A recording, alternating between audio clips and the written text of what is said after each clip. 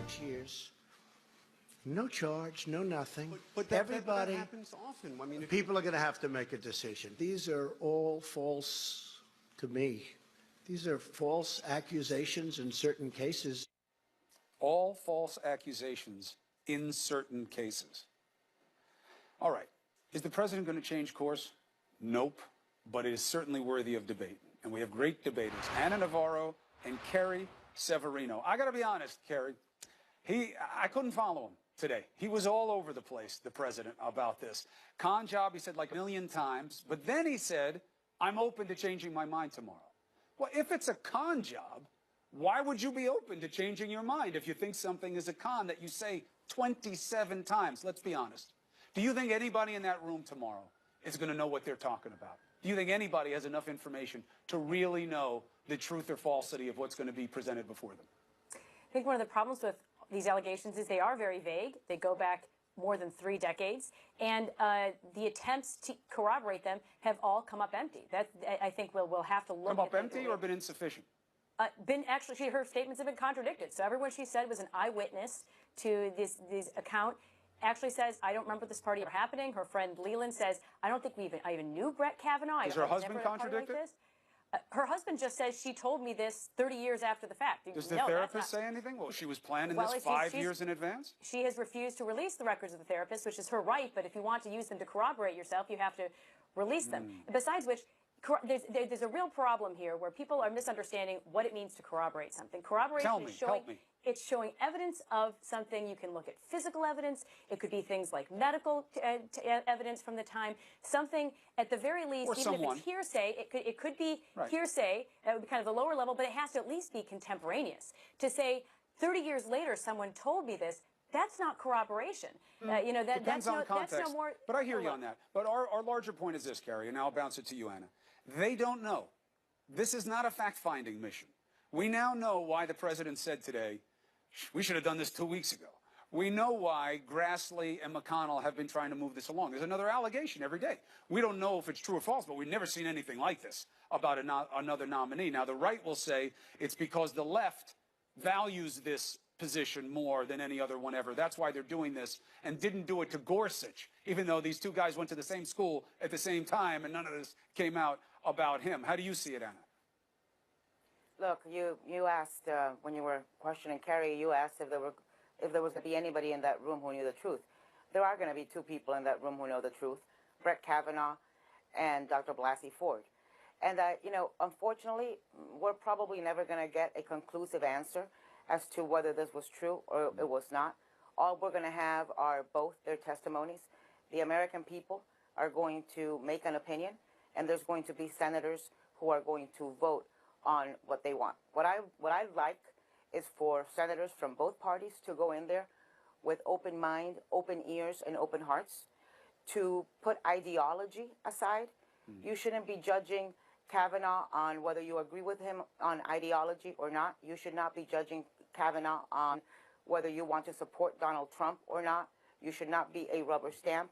You should be there listening, scrutinizing, you know, really paying attention and following your heart. Treat this woman like if she was your daughter or your wife or your sister, and treat Kavanaugh with the respect that he deserves. One of 2 things is going to happen. Either a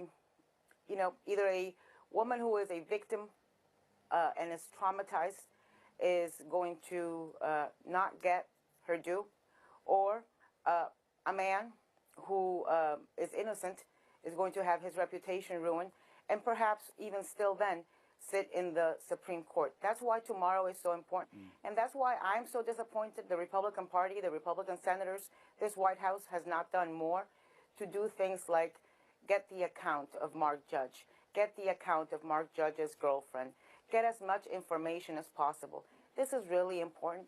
It's a lifetime appointment to the highest court in the land. There will be issues about sexual assault that will come in front of that court. And I just don't think that they have done enough to really try to get to the bottom of it. They're going to pay a big price if they look like they're trying to ram through and plow through this investigation and this testimony tomorrow. You know, Carrie, I mean, I'll give you the final point on this. You know, that's all I've argued all week is process. I don't know anything about Judge Kavanaugh, except, that which I've been able to pick up from reporting and his own accounts of himself and what we've seen in the allegations.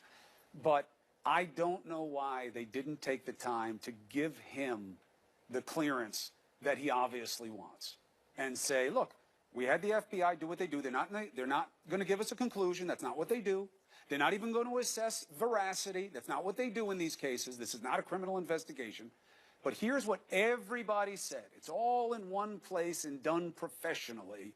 And now we'll go through it all. Ramirez, Swetnick, Ford. Here's what we believe. Here's what we don't. Here's why. Here's the corroborators. Here are the corroborators that fell short. Think about how much more trust there'd be going into tomorrow if that had been done. Right. I first of all agree wholeheartedly. I want both sides to get a hearing. I have daughters and I have sons. I want them all to get a fair hearing and not go in prejudging it. However, the problem with not having a proper investigation is entirely on the shoulders of those who decided to shop these stories to the media rather than actually turning them over to the FBI in the first place, turn them over to the Senate Judiciary Committee. Then you could have actually had a more responsible investigation. You could have talked to witnesses separately, for example, before they all read about it in the papers first thing. That's how it should have done. That's how it was done during the Anita Hill hearings. That should have happened in this case. It didn't, so we're left picking up the pieces as best we can. The Senate Judiciary Committee is performing all of those interviews you talked about. The Democrats have only recently come to the table and even been participating at all. They have an opportunity to take some of this testimony and all of the women making allegations, even the most recent ones, even the ones that are almost discredited by the time they get to the committee. They've reached out to every single one of them. They've said, if you have evidence, please present it. And that's something that is proper. But look, you couldn't get them all in one place. You couldn't get them all in one place to do it because they come out a new day with ever more surprising ones. The fifth one you mentioned has already recanted. This is looking like it's another attempt at a circus here. So I hope we'll see tomorrow some respect given this, and then we have to just move forward and not allow the circus to continue. Well, we didn't But have here's to. the problem. Last word, we gotta go. If this were a Democrat appointee, if this was a Democrat nominee, and Republicans were running the Senate, I have no doubt they would have exerted every single effort to try to get to the truth. I have no doubt that they would have subpoenaed Mark Judge. They've asked a lot of questions. They're not. They are not. Listen, all these women have asked for an FBI investigation. The ex-girlfriend of Mark Judge has said she's willing to talk.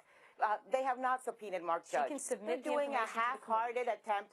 They're doing the least amount possible to check the box and look like they did something because they want to get this vote through, and the American people are on to it. Look, we'll see tomorrow.